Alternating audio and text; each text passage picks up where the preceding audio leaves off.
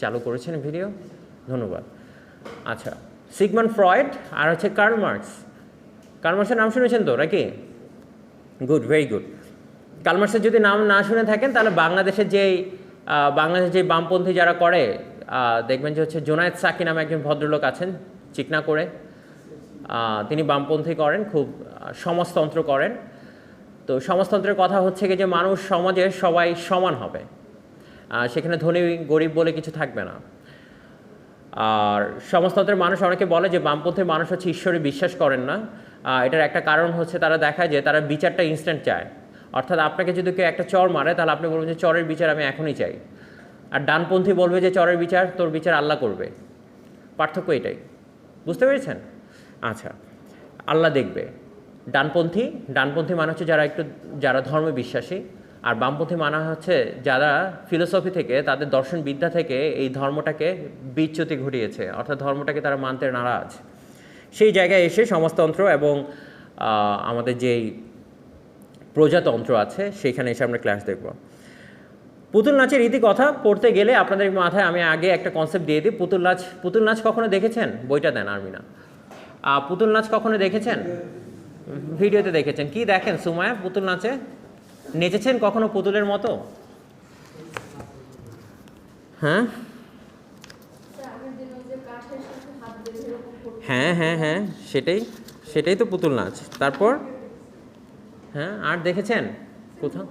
মুভিতে দেখেছেন? রিয়েল লাইফে দেখেন? মানুষের সাথে হচ্ছে পুতুল নাচটাকে কেউ একজন নাচে এবং তাকে হচ্ছে যেটা বলতে বলে সে দেখবেন যে একটু একটু করে বলে। দেখেছেন? গ্রামে যখন মেলা হলে দেখবেন যে এই জিনিসগুলো হয়। এখন তো আর হয় না, আগে হতো। আচ্ছা, তারপর এই পুতুল নাচের গল্প বলতে গিয়ে আপনার কাছে কি মনে হয়? আপনি নিজেও তো একটা পুতুল নাকি না? আপনাকে তো কেউ একজন নাচাচ্ছে, নাকি নিজের তালে নেচে যেতে পারেন কি? পারেন না। পারেন? সুইচটা অন্যের কারো হাতে, ঠিক না? জীবনের কত আশা ছিল যে জীবনে কত কিছু করে ফেলবেন, সুইচটা যদি নিজের কাছে থাকতো তাহলে তো যখন তখন অফ করে দিতেন, করে কিছু একটা করতেন, নাকি না? হয় কি? হয় না। নিয়তির খেলা এমন খেলা যে খেলাটা এসে আমার মানুষের কাছে কোনোভাবে সেটা নিয়ন্ত্রণ নেই। মানুষ অনেক বড় কিছু হয়ে যেতে পারে, নিয়তির কাছে হেরে যাওয়া খুব স্বাভাবিক ব্যাপার, নাকি না? কিন্তু মানুষ তিলে তিলে সংগ্রামে জেনে গেছে যে নিয়তিকেও জয় করার যে প্রবল ইচ্ছা মানুষের, সেই ইচ্ছা এখন আমরা দেখি যে মানুষ চায় নিয়তিকে জয় করবে। কিন্তু আদৌ কি সেই নিয়তিকে সে জয় করতে পারে? মানুষ কি পারে তার মৃত্যুটাকে ঠেকাতে? পারে না। মানুষ কি পারে তার জীবনে যে দুর্ঘটনা, যেই একটা আকস্মিক ঘটনা ঘটে যাচ্ছে, সেই ঘটনাটাকে কিছুক্ষণের জন্য বৃদ্ধাঙ্গুলি দেখিয়ে থামিয়ে দিতে? পারে না মানুষ। আপনি কি পারেন যেই ধরেন আপনার বাবা খুব অসুস্থ, আপনি কি পারবেন থামাতে? বাবা একটু পরে অসুস্থ হও, আমি একটু ব্যস্ত। পারবেন? পারবো না। মানিক বন্দ্যোপাধ্যায় মনে খুব বুঝে গিয়েছিলেন জীবন সম্পর্কে, তাই তিনি লিখেছিলেন পুতুল নাচের ইতিকথা। অর্থাৎ এই যে পুতুল নাচ আপনারা দেখেন, সে পুতুল নাচের ইতি মানে কি? শেষ কথা, নাকি না? সে পুতুল নাচের শেষ দৃশ্য কি হবে পুতুল নাচে? এই পুতুলের মতোই আমি আর আপনি বললাম নেচে যাচ্ছি। বিশ্ব ব্রহ্মাণ্ডে আমরা যে দেখছি পুরো পৃথিবীতেই জীবন মৃত্যুর যে খেলা, সে খেলা এটাই তো আসল খেলা, নাকি? এর থেকে তার বড় কোনো খেলা নেই, আছে? আপনি যত বড় মাপের স্বামী ওসমানের মতো খেলোয়াড় হন, লাভ নাই। এই জীবন মৃত্যুর খেলাতে এসে আপনাকে হার মানতেই হবে। আপনার হাতে কিছুই করার নেই। এই সুইচ কার কাছে আছে? সৃষ্টিকর্তার কাছে আছে, এবং তিনি যখন চায় যা খুশি তাই করেন। আপনার আমার ইচ্ছা মতো কিছু হবে না। আপনি আর আমি অনেক ধনী হতে পারি, অনেক জ্ঞানীও হয়ে যেতে পারি, কোনো লাভ নেই তার কাছে, নাকি? মানিক হয়তোবা তিনি উপন্যাস লেখার সময় খুব অসুস্থ ছিলেন, তার ইচ্ছে ছিল তিনি উপন্যাসটা খুব সহজে শেষ করে ফেলবেন, কিন্তু তিনি যখন অসুস্থ হলেন, যার কারণে এই উপন্যাসের নামটা দেওয়া হয়েছে পুতুল নাচের ইতিকথা। অর্থাৎ তিনি চাইলেও যে কিছু করতে পারতেন সেই জিনিসটা তিনি পারছিলেন না, কারণ তিনিও কোনো না কোনোভাবে লেখক হলেও তো তার কলমের জোর, কলম দিয়ে তো যা খুশি লিখে ফেলতে পারবে, ঠিক না? কিন্তু তিনি তবু বলছেন যে এই পুতুল নাচ, এই লেখা, এটাও যেন কোনো না কারো কাছে আটকানো। আমি চাইলেই যে লিখতে পারছি সেটাও পারছি না। বুঝতে পেরেছেন? মানিক বলতে চাচ্ছে এই গল্প পড়লে, উপন্যাস পড়লে মনে হবে নাজমুল স্যার আপনাদেরকে পরকীয়া শিখাচ্ছে, সেটাও মনে হতে পারে।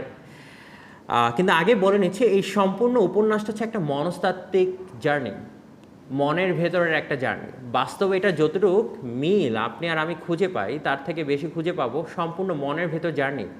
প্রধান যে দুটো চরিত্র, তাহলে পুতুল নাচ নিয়ে তো কোনো সংশয় নেই আপনাদের, বুঝতে পেরেছেন তো? তার মানে উপন্যাসটার থিমটা, উপন্যাসটা শুরু হয় হারুবাবুর মৃত্যু দ্বারা। হারুবাবু হচ্ছে কি তার মেয়ের জন্য জামাই দেখতে গিয়েছিল, কিন্তু পথিমধ্যে এসে বজ্রপাত করে মারা যায়।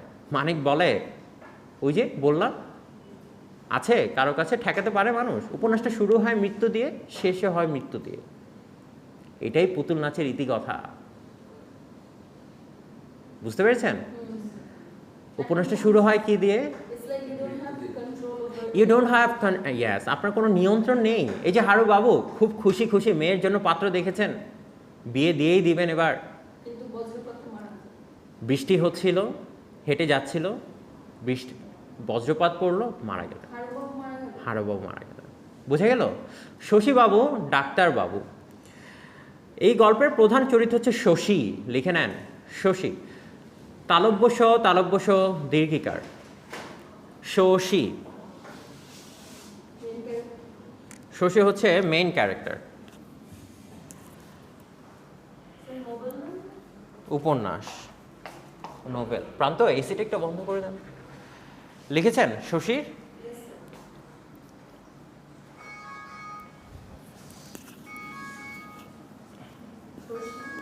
শশী আপাতত হারুবাবু লেখেন। হ্যাঁ, সমস্যা নেই, অ্যালার্ম বাজছে। হারুবাবুর সাথে কোনো সম্পর্ক নেই, বাট অনেক সম্পর্কই আছে। এই এসিটা একটু বন্ধ করে দেন শুধু। আচ্ছা, থ্যাংক ইউ। হারুবাবুর সাথে, হারুবাবু হচ্ছে যেমন হচ্ছে এই উপন্যাসের শুরুটাই আপনাকে একটু মানে চমকিয়ে দিবে, যেহেতু প্রথমটা শুরু হয় বজ্রপাতে মৃত্যু দিয়ে, ঠিক না? এটা খুবই একটা থমকানো একটা গল্প। মানিক বন্দ্যোপাধ্যায় খুব ভালো ছিলেন, এইভাবেই শুরু করতেন উপন্যাসগুলো। পদ্মা নদীর মাঝিতেও ঠিক আমরা এরকমই দেখব, হুট করে শুরু করে দেয় এবং আপনাকে একটা কষ্ট দিয়ে শুরু করে, যেটা আপনি এক্সপেক্টেড করেনই না। গল্পের শুরুতে হয় এরকম হয় যে এক রাজা ছিল, এক রানী ছিল, এরকম কিছু হলে মনে হয় আমরা পাঠক ধরে নেয়, কিন্তু মানিক বন্দ্যোপাধ্যায় আবার খুব ব্যতিক্রম ছিলেন। হারুবাবু মারা গেলেন বজ্রপাতে, মেইন চরিত্র হচ্ছে শশী। সাব্বির লিখে নেন, একটা পেজ নেন কারো কাছ থেকে। এই গল্পের প্রধান চরিত্র হচ্ছে শশী। শশীর সাথে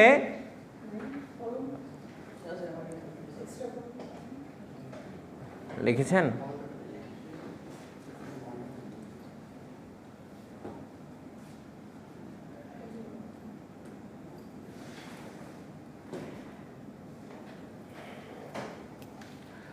এই গল্পের প্রধান চরিত্র হচ্ছে শশী।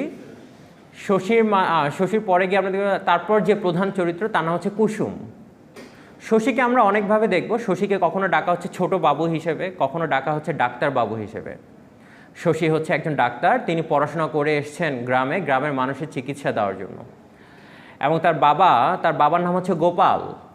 গোপাল হচ্ছে মানুষ কেনাবেচা করে এবং সমাজ হচ্ছে খুব ধনী। গোপাল, জি জি, শশী ডাক্তার। শশীর বাবা হচ্ছিলেন ডাক্তার গোপাল।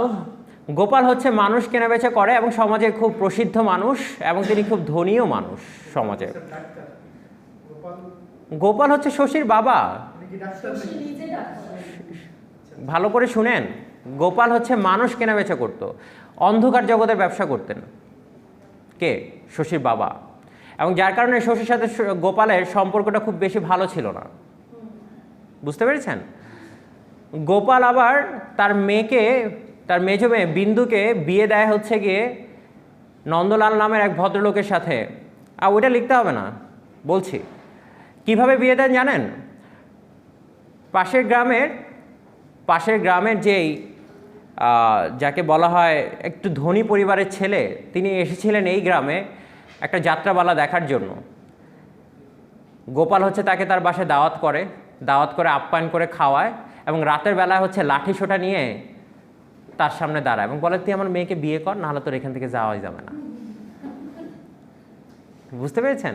তারপর তো গোপাল হচ্ছে এই কাজটা করে মেয়েকে বিয়ে দিয়ে দেয়। কিন্তু মেয়ে এরপরে গোপাল যখন বিয়ে দেয় সেই মেয়ের জীবনটাকে সে নিজ হাতেই ধ্বংস করে দেয়, কারণ তার স্বামী হচ্ছে তাকে ইচ্ছা মতো টর্চার করে।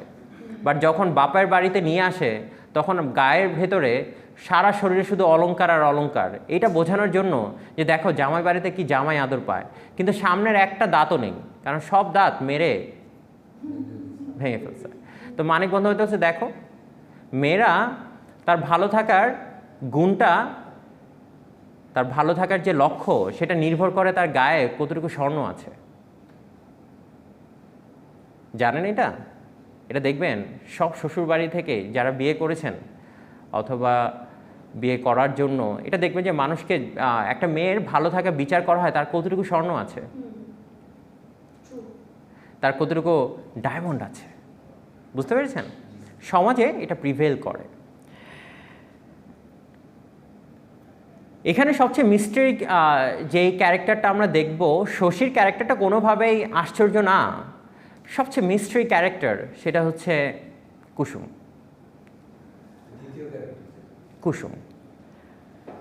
কুসুমের সাথে আমার পরিচয় হয়েছিল যখন আমি এইচএসসি দিই, যখন হচ্ছে আজ থেকে অনেক বছর আগে কুসুমের সাথে পরিচয়। কুসুম হচ্ছে এমন একটা ক্যারেক্টার, যে ক্যারেক্টারটা আপনি মেয়ে হন আর ছেলে হন, কুসুম হচ্ছে আপনার মনস্তাত্ত্বিক জায়গায় এমন করে জায়গা করে নেবে যে কুসুমকে মনে হবে কি আমি যদি কুসুম হতাম। আর একটা ছেলে মনে করে বাহ এই কুসুম যদি পৃথিবীতে থাকতো। কুসুম হচ্ছে খুব অদ্ভুত একটা ক্যারেক্টার। কুসুমের সেই অদ্ভুত এবং হচ্ছে সেই খেয়ালিপনা সব কিছু মিলেই ডাক্তারবাবু ফেঁসে গিয়েছিলেন। এবং ডাক্তারবাবু হচ্ছে কখনো বলতেও পারতেন না কুসুমকে যে তিনি কুসুমকে পছন্দ করেন। আর কুসুমও কখনো কুসুম সবসময় অপেক্ষায় থাকতো যে ডাক্তারবাবুই বলবে যে আমাকে যে পছন্দ করেন বলে। কুসুমও কখনো বলতেন না। কিন্তু এখানে একটা সমস্যা ছিল, আর মানিক বন্দ্যোপাধ্যায় এই কাজগুলো ইচ্ছে করেই করতেন। হয়তোবা সমাজের, পৃথিবীতে হয় কি জানেন, পৃথিবীর একটা খুব বৈচিত্র্যময় নিয়ম আছে। নিয়মটা হচ্ছে আমরা যখন মানুষ বিয়ে করতে যাই আমরা দেখি যে মনের মিল কতটুকু আছে সেটা তো আমাদের পক্ষে বোঝা সম্ভব না। আমরা চাই কি মানুষটা কতটুকু সাংসারিক, মানুষটা কতটুকু দায়িত্ববান, সেই ক্ষেত্রে কি আমরা বিয়েটা করি। হঠাৎ করে বিয়ের পরে দেখি কি ঠিক আমি তো এই মানুষটা খুঁজিনি, আমি তো এই মানুষটাকে কোনোভাবে চাইনি, আমি তো অন্য কিছু চেয়েছিলাম। তারপর শুরু হয় অ্যাডজাস্টমেন্ট, তারপর শুরু হয় অ্যাডাপ্টেশন, সব কিছু মিলিয়ে। শশী হচ্ছে একদম, শ্বশুর যদি হয় উত্তর মেরুর মানুষ, দক্ষিণ মেরুর মানুষ হচ্ছে কুসুম। কুসুমের সাথে শশীর মিল কখনোই হবে না, সম্ভব না, কারণ কুসুম হচ্ছে ম্যারিড। আবার কুসুম কার সাথে ম্যারিড? শশীর ছোটকালের বন্ধু পরাণ, তার ওয়াইফ।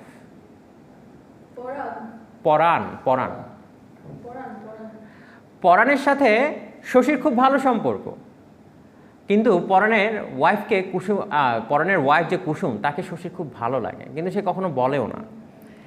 এবং শশী হচ্ছে গিয়ে পরাণের সাথে দেখা করতে যায়। কুসুম জিজ্ঞেস করে ছোট বাবু কাকে খুঁজছেন? বলে পরাণ আছে বাসায়। বলে পরাণকে কি খুঁজছিলেন নাকি আমাকেই খুঁজছিলেন? তো এরকম আমরা অনেকগুলি ডায়লগ পাবো আমরা, এবং আমরা দেখব যে সেই কুসুম হচ্ছে শশীকে খুব ভালোভাবে অপমান করে, কিন্তু তবু শশী যায়।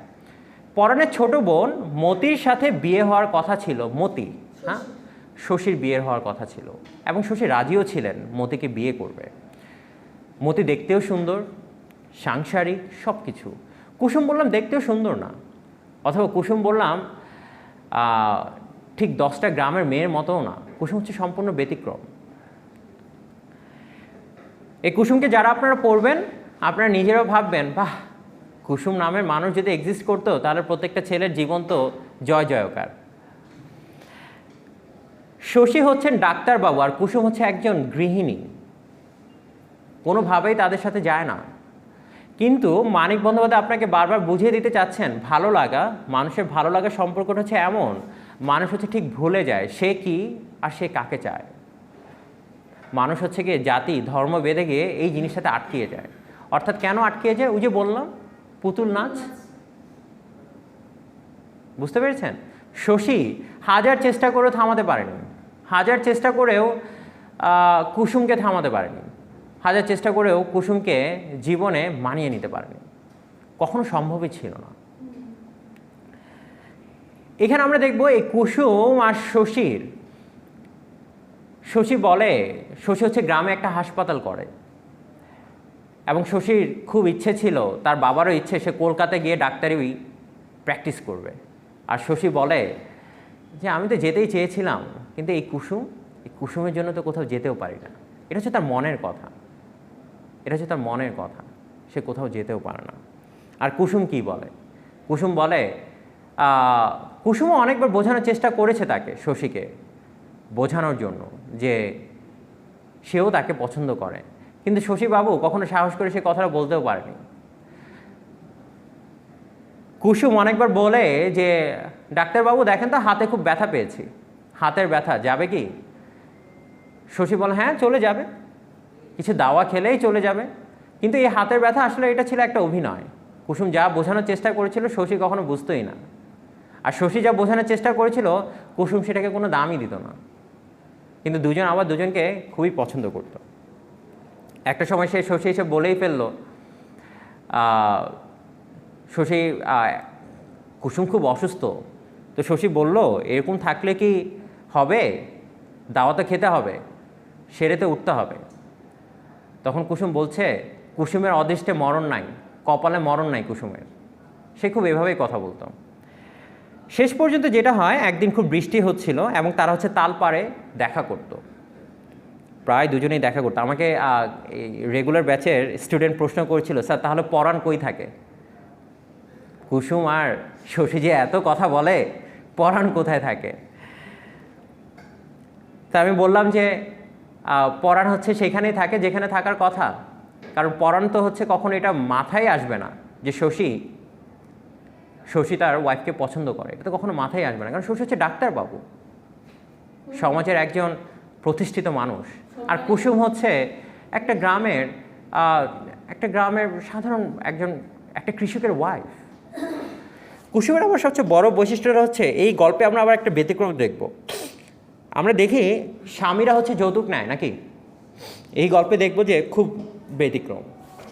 কুসুম হচ্ছে পরাণের পুরো ভিটে মাটিটাই, পরাণের যত জায়গা সম্পত্তি যা কিছু আছে সব কিছু হচ্ছে কুসুমের বাবার কাছে বন্ধক দেওয়া। খুব উল্টো কাহিনী। কিন্তু কুসুম সেটার জন্য কখনো ম্যানিপুলেট করে না, কুসুম কখনো সেটার জন্য পরাণকে শাসিত করে না অথবা ছোটও করে না। হয়তো কুসুমের একটুই কষ্ট, সেটা হচ্ছে পরাণ জীবনটাকে যতটুকু ভালো করা যেত সে ভালো করার চেষ্টাটা করে না, কারণ পরাণ ম্যাক্সিমাম সময় দেখা যেত অসুস্থ থাকতো। পরাণ একদিন অসুস্থ হয়ে গেল, তার গলায় খুব ব্যথা, ক্যান্সারের রূপ নিতে যাচ্ছে, এবং সে হচ্ছে বাজিতপুরে গেল, শহরে গেল ডাক্তার দেখাতে, কিন্তু শশীবাবুকে দেখালো না। শশীবাবু খুব কষ্ট পেয়েছে, আমি ডাক্তার থাকতে গ্রামে, পরাণ হচ্ছে কলকাতায় চলে যাচ্ছে ডাক্তার দেখানোর জন্য। শশীর খুব ইগোতে লেগেছে। কেন ইগোতে লেগেছে? কারণ শশী জানে এটা হচ্ছে সব কুসুমেরই বুদ্ধি। কুসুম চেয়েছিল শশীকে নিয়ে পালিয়ে যেতে, এবং শশী এরকম বলেছিল, কুসুম বলেছিল এরকম চাঁদনি রাতে ডাক্তারবাবু খুব ইচ্ছে করে আপনার হাত ধরে আমি কোথাও পালিয়ে যাই। অনেকবার বুঝিয়েছিল, কিন্তু শশী কখনো বুঝে নেই। শেষ পর্যন্ত যখন কুসুম সিদ্ধান্ত নিয়েই নেয় যে তিনি গ্রাম ছেড়ে চলে যাবেন, তখন, এবং মজার আরেকটা বিষয় হচ্ছে কুসুমকে কখনো কুসুম বলে ডাকতেন না শশী। কি বলে ডাকতেন জানেন? পরাণের বউ। কিন্তু শেষ বেলায় যখন হচ্ছে কুসুম এবার চলে যাবে গ্রাম থেকে, সে গ্রাম থেকে চলে যাওয়ার সময় কুসুমকে আটকিয়ে এবার শশী বলে, কুসুম না গেলে হয় না? তখন কুসুম বলে, বাহ আজকে আবার কুসুম বলে ডাকতেছেন, এতদিন ধরে তো পরাণের বউ বলে ডাকতেন, আজকে আবার কুসুম বের হচ্ছে মুখ দিয়ে। তখন আবার শশী বলে, না গেলেই কি না, থেকে যাও, আমি তো তোমার জন্যই থেকে গেলাম। তখন কুসুম বলে, মানুষের মন তো লোহার গড়া শিকল না যে পরিবর্তন হবে না। আজকে যদি আপনাকে 1000 চেষ্টা করেন আমাকে থামাতে পারবেন না, আমি চলেই যাব, আপনিও চলে যান, মানে আপনিও আমাকে ছেড়ে চলে যান, আমার কোনো দরকার নেই। তারপর শশী জিজ্ঞেস করে, কুসুম তুমি এমন কেন? আপনি কি কোন ডিপার্টমেন্ট? এইখানে না, আপনাদের, হ্যাঁ, বুঝতে পেরেছেন? তখন কুসুম বলে, শশী খুব আফসোস করে বলে, কুসুম তুমি এমন করতে পারলে? তখন কুসুম বলে, এখন আর কি বলবেন, কি বলবেন? বলে, মাইয়া মানুষ এরকম সেরকম সব রকম হয়, কিন্তু মনের মতন হয় না। বুঝতে পেরেছেন? এটা কুসুমের মুখের কথা। বলা হচ্ছে মাইয়া মানুষ সব রকম হয়, কিন্তু মনের মতন হয় না। যান, আপনি চলে যান। কুসুম চলে যায়। আর শশী শুধু আফসোস করে। আর শশীও চিন্তা করে যে আমি বা এই গ্রামে কেন থাকবো, এখন তো আর কুসুম নেই। কুসুম চলে যায়। কুসুম হচ্ছে খুব পাওয়ারফুল একটা চরিত্র। এই চরিত্রকে আপনি দেখে কখনো বুঝবেনই না যে এ কখনো শশীবাবুকে চেয়েছিল। একদিন খুব বৃষ্টি হচ্ছিল, খুব বৃষ্টি। তো ডাক্তার মশাই জানালার পাশে বসে বৃষ্টি দেখছিলেন। কুসুম আসে, এসে জিজ্ঞেস করে,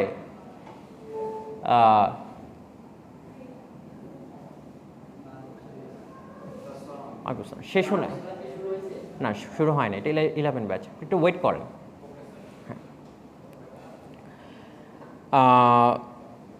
কুসুম তখন বলে, তখন শশী বলছে, এই কুসুম সরো সরো, আমি এখানে নতুন গোলাপের চারা লাগিয়েছি, তুমি তো আমার চারাটাই নষ্ট করে দিলা। তখন কুসুম বলে, আপনার গোলাপ কখনো ফুটতো না, আপনার গোলাপ গাছে কখনো গোলাপ হবেও না। এটা হচ্ছে একটা মেটাফরিক্যাল মিনিং বলে।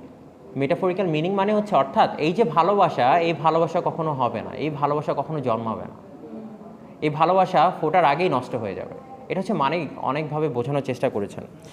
উপন্যাসটা ঠিক এরকমভাবেই হচ্ছে শুরু হয়, এরকমভাবে হচ্ছে শেষ হয়। তো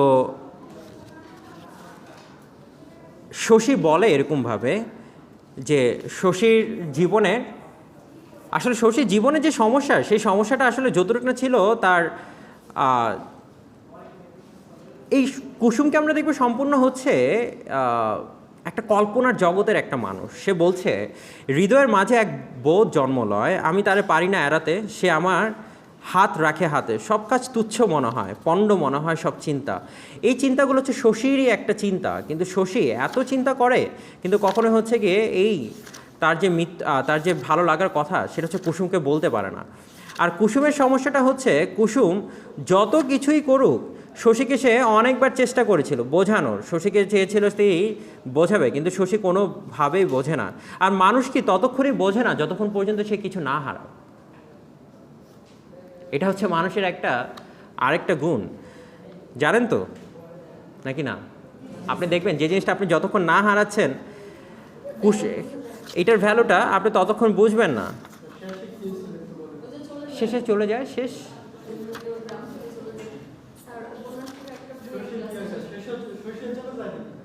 না, শশী গ্রামে থেকে যায়, কিন্তু কুসুম চলে যায় তার বাবার বাড়ি, এবং সে বলে আমি আর কখনো আসবো না। এবং কুসুম এটাও বলে যে আপনি যদি আজকে আমাকে 1000 বার ধরে হাত টেনেও ধরেন, আবার কুসুম আজকে আমাকে আর ফেরাতে পারবেন না। আবার কুসুমের হাতটা যখন একটু ধরে, শশী বলে যে বাহ, সাহস তো ভালো, হাতও ধরেন। বুঝতে পেরেছেন? এই হচ্ছে আমাদের ভদ্রলোক শশীর অবস্থা।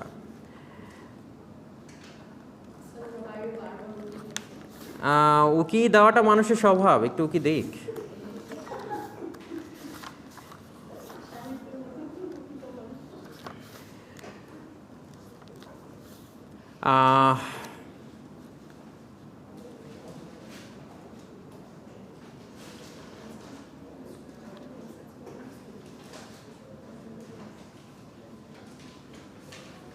আচ্ছা, আমি একটু পড়ছি 179 পেজে, হয়তো এটা বইয়ের সাথে মিলবে না, বাট আমি এতটুকু বলছি।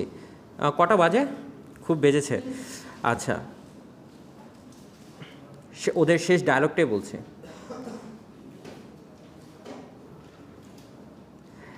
আচ্ছা, তালপাড়ে যখন কুসুমকে ডাকে শশী, তখন কুসুম বলে, আমি শেষ করছি, শশী তো খুব আপসেট, যেহেতু হচ্ছে কুসুম চলে যাবে। আর কুসুম কি বলছে শুনেন। কুসুম হাসিয়া বলিল, আমার হাসি দেখলে আপনার মন নাকি জুড়িয়ে যায়, তাই শুধোচ্ছি। অর্থাৎ কুসুমের হাসি দেখলে নাকি শশীর খুব ভালো লাগে। তখন শশী বলছে, তোমাকে তামাশা করার জন্য আমি এখানে ডাকিনি। কারণ কুসুম হচ্ছে প্রায় সময় তামাশা করতো, খুব সিরিয়াস ব্যাপারেও সে তামাশা করতো। হ্যাঁ, তারপর সে বলছে, শশী বললাম সেখানে একটু রাগই করে। তারপর আমি আবার আরেকটা ডায়লগ পড়ছি, সেখানে সে বলছে, কুসুম জিজ্ঞাসা করিল, কথা বলবেন বলে ডেকে এনে চুপচাপ কেন ছোট বাবু? শশী বলল, শুনলাম তোমরা নাকি গা ছেড়ে চলে যাচ্ছ, তাই শুধোতে ডাকলাম, মানে ফিরাতে ডাকলাম, যদি না যাও। কুসুম অনায়াসে বলিল, পরশুই যাব। দেখেন উত্তরটা দেখেন, সে বলছে না যে কেন যাব না, বলছে পরশুই যাব, আরও জিদ দিয়ে বলছে। তারপর বলছে, আমায় তো কিছু বলনি তুমি, কখন বলবো, আপনি কি আসেন নাকি? শশী রাগিয়া বলিল, নাই বা এলাম, জানো না কাজের ভিড়ে কত ব্যস্ত থাকি, মিথ্যে করে ভাঙা হাত দেখাতে বৃষ্টি মাথায় করে যেতে পারো, হ্যাঁ, আর এত বড় খবর দেওয়ার জন্য একবার আসতে পারো না। কে বলছে এটা? শশী বলছে। আপনি বোঝেন ইমু, কিছু বুঝতে পারছেন? বিয়ে শাদী করেছেন? আচ্ছা, কি বলছে? বলছে মিথ্যে ভাঙা হাত দেখার জন্য বৃষ্টির মধ্যে আসতে পারো, হ্যাঁ, আর এই খবরটা বলতে আসতে পারলা না তুমি। কুসুম এবার একটু রাগই করলো। তারপর সে কি বলছে শুনেন। দুহাতে মুখে দুপাশের আলগা চুলগুলো পিছনে ঠেলিয়ে দিয়ে এমন তীব্র দৃষ্টিতে শশীর দিকে চাহিল যে মনে হইল শশী যেন দুরন্ত অবাধ্য শিশু। এখনই কুসুম তাকে একটা চর চাপড় মারিয়া বসিবে, এমন তো ছিল না কুসুম। শশী কবে তাকে অপমান না করিয়াছে, কবে মান রাখিয়াছে তার অভিমানের, কবে এমন কথা বলিতে ছাড়িয়াছে যা শুনিলে গা জ্বলিয়া যায় না। কোনোদিন রাগ সে করে নাই, ভৎসনা অপমানের চোখে চাহে নাই। আজ এই সামান্য অপমানে সে একেবারে ফুপিয়া উঠিল বাঘিনীর মতো। শশী বলছে যে সারা জীবন তো কতই কথা বলছি কুসুমকে, কখনো তো রাগে নেই, কিন্তু আজকে তো খুব রেগে গিয়েছে। তবে করা কিছু সে বলিল না, আত্মসম্বরণ করিল। তার রাগের ভঙ্গি দেখিয়া শশী একেবারে নিভিয়া গিয়াছে, দেখিয়া কে জানে কি আশ্চর্য কৌশলে কথা বলার চিরন্তন রহস্যময় সুরটিও কুসুম ফিরায় আনিল। বলিল, বাবা কি ছেলে মানুষের পাল্লাতেই পড়েছি, মিথ্যে করে ভাঙা হাত দেখাতে একবার ছেড়ে 100 বার যেতে পারি, ঝড় বৃষ্টি ভূমিকম্প মাথায় করে ও কথা বলবার জন্য যাব কেন?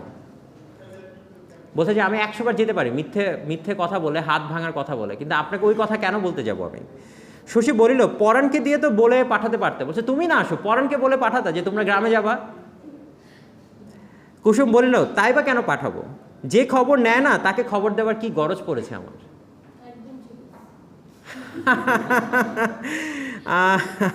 ঠিক তা না। সে বলছে, কাজের ভিড়ে আসতে পারিনি বলে আমি একেবারে পর হয়ে গেছি বউ, এখন আবার বউ বলছে। কুসুম হাসিল।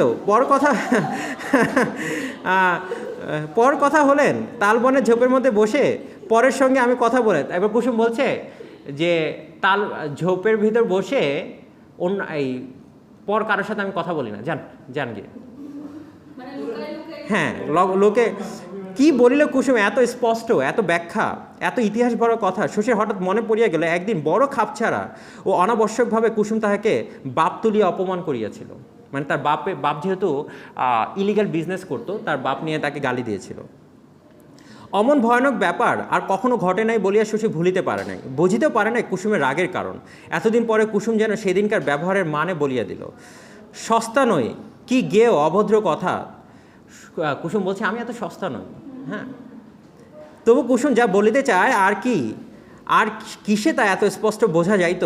কি করিবে কি বলিবে কিছুই শশী বুঝিয়ে উঠিতে পারিল না। আজ হঠাৎ এই কথা বলিবার দরকার পড়িল কেন কুসুমে, তাও বড় দুর্বোধ্য। যদি বলিতে অভিমান করিয়া চিরদিন যেমন করিয়াছে তেমন যদি সকাতর হইত তার এই অভিযোগ, তবে শশী সব বুঝিতে পারিত। আজ তো আর তা নয়। এই স্পর্ধার উক্তি কুসুমের অহংকারের ভাষা। আজ বাদে কাল যার সঙ্গে চিরতরে বিচ্ছেদ, তাকে এমনভাবে এই কথা শোনানো কি কম মন্দ ব্যবহার কুসুমে। বলছে আজকের পর তো কুসুম আর আমার সাথে কথা বলবে না, কিন্তু আজকেও কুসুম আমার সাথে এত বাজে ব্যবহার করলো। ভাবিয়া চিন্তে শশী বলিল, চলে যাবে বলে বুঝি আজ এমন তেজের সঙ্গে কথা বলছো কুসুম? ভাবছো সম্পর্ক যখন চুকলো যত পারি শুনিয়ে নি। হ্যাঁ, সম্পর্ক যেহেতু শেষ, যত পারি শুনিয়ে নি। কুসুম বলছে, কি আবার শোনালাম আপনাকে? যা শোনালাম চিরকাল মনে থাকবে। এই জন্যেই সেদিন তোমাকে কটা কথা বুঝিয়ে বলতে গিয়েছিলাম। তুমি যেদিন হাতের ব্যথার ওষুধ আনতে গেলে কিছু শুনলে না, কিছু বুঝলে না, রাগ করে চলে গেলে। মেয়ে মানুষ এমনই হয়। কুসুম চোখ বড় বড় করিয়া বলিল, মেয়ে মানুষ সম্বন্ধে এত জ্ঞান কোথায় পেলেন ডাক্তারবাবু?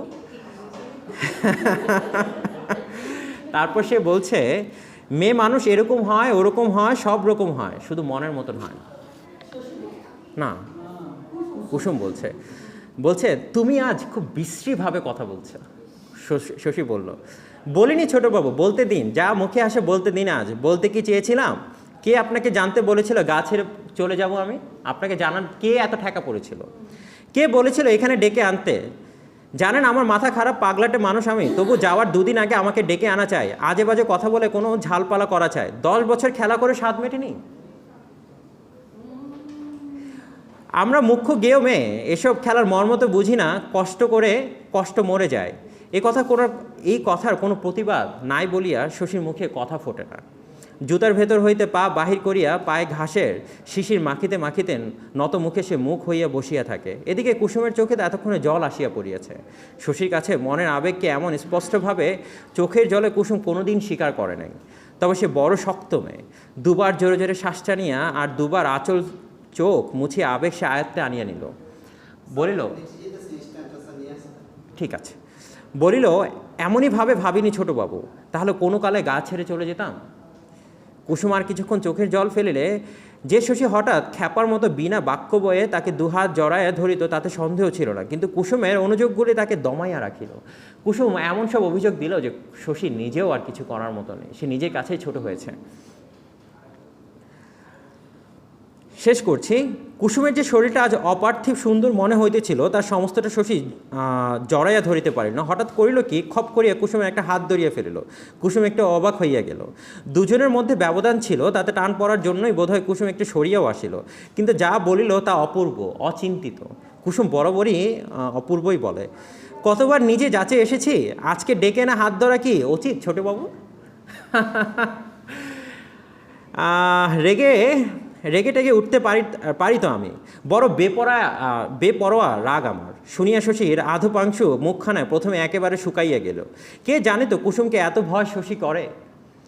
তবে কুসুমের হাতখানা সে ছাড়ে না। বলিল, রেগো, কথা শুনে রেগো, আমার সঙ্গে চলে যাবে বউ? ঠিক পদ্মা নদীর মাঝিতেও কপিলা উপন্যাসটা শেষ হয় এইভাবে।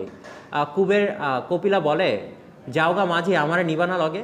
তখন কুবের মনে মনে চিন্তা করে, থাক কপিলাও যাক আমার সাথে, কিন্তু সেটা মনে মনে বলে, বাস্তবে বলে না।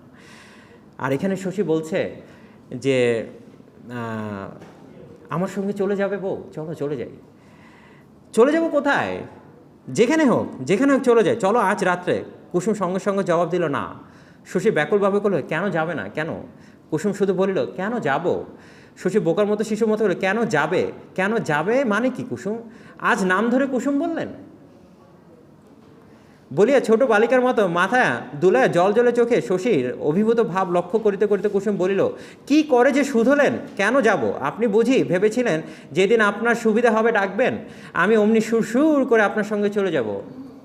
হবে না। এই তো, বাকিটা আপনারাই পড়ে নেন। Thank you. এখানে কোনো শীট নেই, বই কিনতে হবে। ফেলে দিবেন, না পড়তে পারেন, বই কিনতে হবে।